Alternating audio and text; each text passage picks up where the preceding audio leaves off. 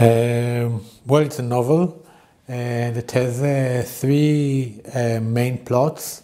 The first plot is, I think, a more psychological one, like a Bildungsroman. It's the story of Gabriel Mansour, an Israeli businessman that comes from a very non-important family from the periphery of Jerusalem that want to redeem the name of the family and climb the Israeli social ladder. And he's the guy that everyone trusts because he's not being a threat to anyone. And it shows his rise to power in the Israeli escalates of power.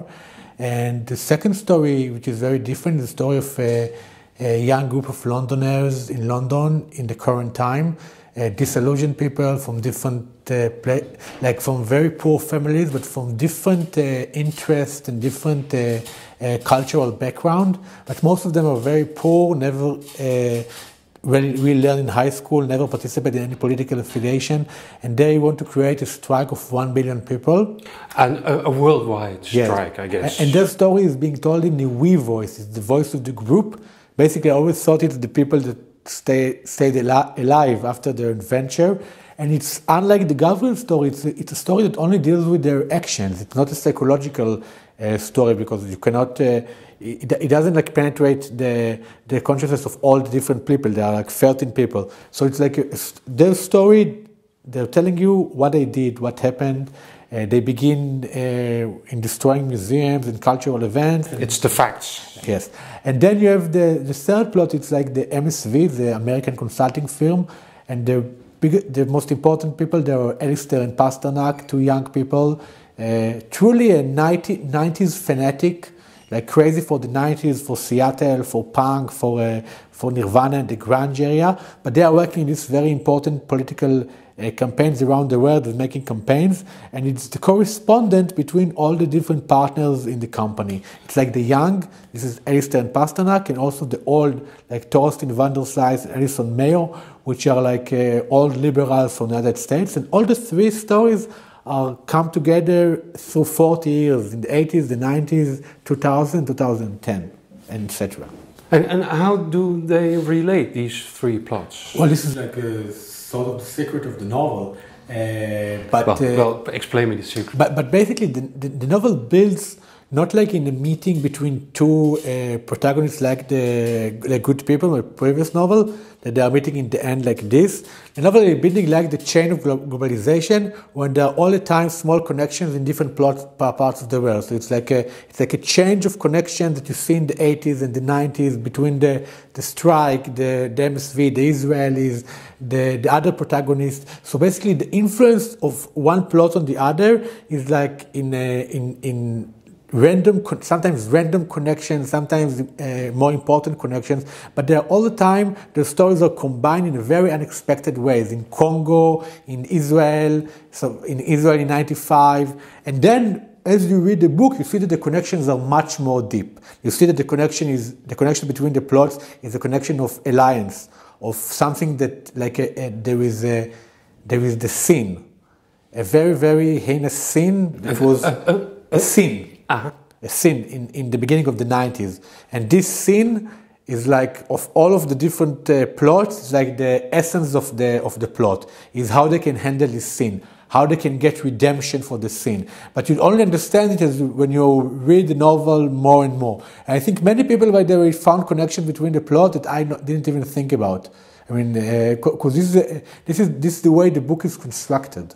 And am I mistaken when I'm saying that global is the magic word? Well, it is a book that deals with the global world, but it's not the subject of the book. I think the main it's not a subject. No, you're saying. The main subject of the book, I think, like novels that I always like from the 19th century, the 18th century, ask the question: what does it mean to live in this world? In this world. Now, you and me, we live in this world, in the globalized world, right? Yeah, in a global economy. Yes, if we want it or not. So, I think that many novels try in a way to repress it or not to show it. But this novel deals with the encounter between the individuals and the world in the capitalist realm. And I think that most of the characters of the book, from all the different plots, they go out to the world and try to do something grand. Try to change it, try to influence it. But when they go there, they meet the different forces that you meet in the world, right? It could be, in this book, it's the corporations, the regime, the ideology, capitalism, the banks, cultural institutions. And this encounter, which in the book is violent, is sometimes crazy. It tests your ethics, tests your beliefs, tests what are you made of. It's the most important way, is how this encounter influenced the consciousness and the actions of every one of us. Because I think that if you look at my generation, for example, and most of the characters in the book are from my generation, born in the 70s, the 80s, the 90s, although there are many people in the book that born in the 50s or the 40s, there are people that sometimes serve forces that contradict their political beliefs. So basically, they occupy themselves most of the day in jobs for corporations and for companies that they don't believe in their goals. And even in their goal. In their goals. Goals. I mean, goals apart from jobs and working for companies. So you're working for corporations. Yeah. That contradict. And there are no political goals anymore. Yes, that's what you're saying. But these corporations do things that you don't believe in, that contradicts your political beliefs. And still you continue. Yes, this is like the regular stream of globalization. You see it everywhere, all the time, all around the world. So in unprecedented way that you didn't see in Nazism or communism, it created the divided soul. That there is the soul that is the soul of your occupation and the soul of your political beliefs and your ethics, and they are contradictory. Yeah, where do they meet? Yes, and can they meet? They don't meet. But still you live in this divided consciousness. You're going home at Facebook or in Twitter and write quotes against globalization, against the capitalism, but in the morning you serve these forces. And I think that this is very unique for our individual. What does this do to the individual? This is the quest of the novel. This is exactly the quest of the novel. It asks, is it even possible to defend your ethics and your political beliefs? I mean, political in the broad term, not like parties. It's not interesting. I mean, all the Londoners never vote in any elections, never participated. They are not interested in all this. But is it possible to be like an authentic man under this condition? What does it mean to be an authentic man in our time? Because if you think about previous regimes, they demand your loyalty and your talent. Capitalism only demands your talent, doesn't demand your loyalty, it doesn't care about your loyalty. So I think that this is what makes this generation very interesting. I think a generation that live in total contradiction all the time. And I think that human consciousness is sophisticated enough in order to create a certain place when this division between the occupation and the political belief won't interfere, won't create a certain craziness in your consciousness. Without coming into action. Of course, without. I mean, we all live with contradictions, and we all live with certain things we repress. We never actually can deal with the brutal truth. Everyone in this world has its lies, its stories, its narrative, but it's very acute when you're actually, in this novel you see that all the characters, Gabriel and Alistair and Pasternak, all over the world, they are serving forces, they don't believe in them. This is the situation of capitalism. It's not something that it's unique to my characters. This is the situation of most of the people in our time, in my generation.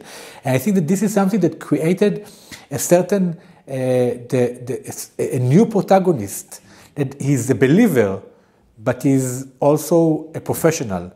And, and as a professional, he's not a believer.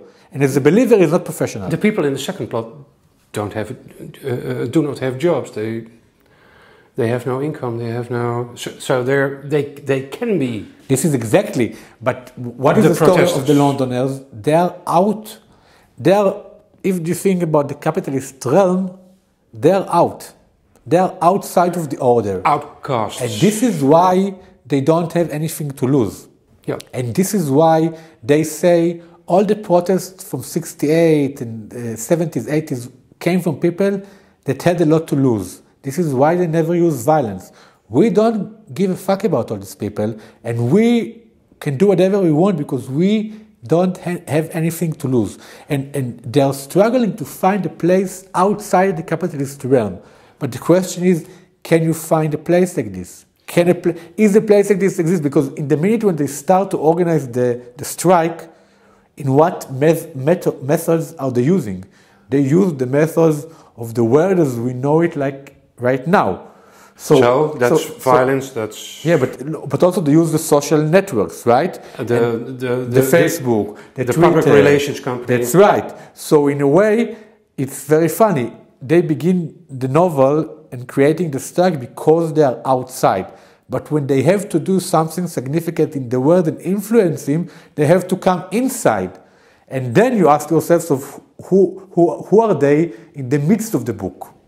And what's the answer to your question? This is something I think I told you in the previous. We met interviews. Before, eh? Yes, we met before. When we talked about your when Good People was published, I never talk about answers when I'm talking about the novel. I think that novels open a landscape of possibilities and questions. My answer for these questions is not really interesting. I think that every reader can sometimes understand the way the novel better than me because I'm focused on the book that I wanted to write, not necessarily the book that I actually wrote. But so when you are asking me to answer your question... I didn't. I'm saying that the quest of the novel is to try to understand the consciousness of our time. Yeah. In the capitalist world. I mean, some people in Israel and Spain and even Netherlands and other places wrote it is a book about globalization. No, it's a book about the individual under globalization. This is a very, very important difference because if you ask about Balzac, what is Balzac? Does he write about capitalism?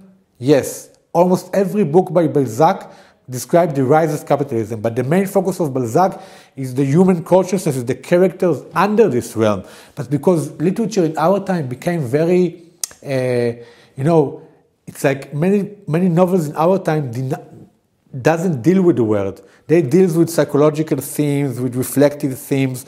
But when you read a novel in the 19th century and 18th century, there was always the world outside. Tolstoy, Dostoevsky, Balzac, Stendhal, Flaubert, everyone, it's always about this encounter, or people who goes out to the world, encounter its rules, its habits, its ideology, its necessities, money, all these important issues. And I think that this is the novel that I always like to read. I mean, think about Don Quixote in this way. Don Quixote is a book about the encounter between the individual and the world, only it cannot deal with the world as it is right now, so you need to create a different world. But it's still the same problem. So nowadays, novel is part of the amusement industry. Yes, I think it's not just amusement industry. It's like also very middle class, bourgeois, spoiled novels when the quest is an inner quest, which is of course important. In my novels, it's also an inner quest, but it's a quest that doesn't take under effect the conditions of our time. Now, I'm telling you, you cannot understand any person in our world today without understanding the conditions that you live in. I mean, if I want to understand you, for example, so I can understand your relationship with your father and your mother and your two boys and whatever, but can I really understand if I want to know anything about your financial conditions, about your aspirations, about the way you live, about your political affiliations, about the place you work for, about your career, about how is your career important for you? And I think that these are the themes that always made the novel important, because it deals with the multiple layers of what does it mean to be alive. And I think that the novel that only deals with psychology doesn't understand the existence of being alive today. This is why I told you in the beginning, a good novel asks the question, what does it mean to live in our world today? This is a question that you in novels. Imagine you would ask me to answer your question. The question that's in the book or behind the book, I would say it is never possible, it will never be possible for the individual to fight capitalism. Well, and that makes it a little bit a pessimistic book, maybe. First of all, as a reader, I think that some people came to this conclusion and some people came to the other conclusion. I mean, in a very ridiculous fact, this novel was very popular in the Israel social protest people. Even though it's a book, left-wingish. Yeah, but it's a book that denounced all the protests in the West in the last 30 years because all the Londoners think that they are like bourgeois kids that hug and smile and sing songs, and they despise all of this. They say, all the protests in the West until we came is ridiculous. We want really to challenge the order. We are willing to do anything in order to change the order. We will stop at nothing. This is the way you fight it. And some people say, as you say, if the only way you can fight the order is through violence, like the Londoners in the book say, so we don't want this fight. It's also okay. But I think it's a very brutal mirror. But I also think that, many people read the book and feel pessimistic, others feel optimistic. I don't really deal with it. I mean, I don't... That's not important to you. To be honest, I don't really care about it. I will say it honestly, I don't think about the reader experience when I'm writing. But you could have in your personal life a feeling about this question. I think about it all the time, and this is why I wrote the book. The book suggests an answer to the political question, and the answer is very simple. In the book, this is the Londoners' idea, that they say that when you accepted the fact that you fight the order through the tools of the liberal capitalist democracy, you lost. This is the argument in the most vulgar way. You lost. The only way you can tackle it is if you go outside of this logic. It's not about participation. It's not about voting. These things are ridiculous for them. Tony Blair, George Bush, Obama, they are the same for them. It's about trying to create, how they describe it, is people are walking in the street. We want to open the street that they will see the abyss. They are sitting in the museum, in the theater. We want them to see the abyss inside, not the floors, what's beneath the floors. So this is what they want to create. This is how they believe that you can shake capitalism. You can argue with it, but the question of violence is an essential question of the book, and as a reader, you need to decide what you think about it. I mean, some people denounce them. They say, for example, I met Abdul Kader Banali, the Dutch writer, so I identify with them until they started to destroy museums and use violence. Okay. By the way, I didn't. I felt that this is the only way they believe that they can fight the violence that was showered on them. I mean, all their lives, for them, the order crushed them and crushed them and crushed them. The order used violence against them all the time. So it's not that the violence is not there. It's there, but they say we can use violence as well. I watched the interview we had 3 years ago. Yeah, I think 3 years ago. Yeah. When we talked about your Good People novel, and I watched it today again, preparing to meet you, and I thought, after having seen it, this book is about collaboration again. Well, I think that what's different, that in this book you have many people. I mean, if you call all the people in the book collaborators, so it reduces collaboration to nothing, because then you say everyone because then you say everyone is collaborator. So who is not collaborating? Give me one person who is not collaborating. You are not a collaborator? I am, of course. So if everyone is collaborating, so there's no sense in using this word. So I'm saying that... Then it's empty. That's right. So I'm saying good people really dealt with collaborators of a certain theme. But this book, for example, the Londoners are collaborators? I disagree. The Londoners are the least collaborators in the world right now. Because they oppose. Because they're opposed and willing to pay the price. Because they're not opposed in Occupy Wall Street, in singing near, because they're opposed and they die. Right? Not everyone stay alive until the end of the book. They are ready to pay the price. They are ready to pay the price. So they are not collaborators. And I think that many people in the book are not collaborators because they believe in capitalism. They believe, if you believe in capitalism, you are not a collaborator. So in the book, you have met all the protagonists from the MSV and other places that they believe in capitalism. They believe that they are spreading good in the world and they have very strong arguments. So they are not collaborators. But I think that it's true that in some point of the book, you found a collaborator. I think for a certain extent, Gabriel Mansour becomes a collaborator, but doesn't begin as a collaborator. Because I think that when you talk about collaborator, I think you mean someone who doesn't believe, because if you believe, so you're a believer. I mean, for example, you won't call, I'm changing the subject. you won't call Heinrich Himmler a collaborator, right? Why not? Why Himmler is not a collaborator? Because Himmler is a believer. The collaborator is the Thomas Heiselberg who didn't believe but collaborate. So I think that this book deals with something that good people didn't deal with, and it's with believers. I think after writing both of them, believers are sometimes more interesting than collaborators.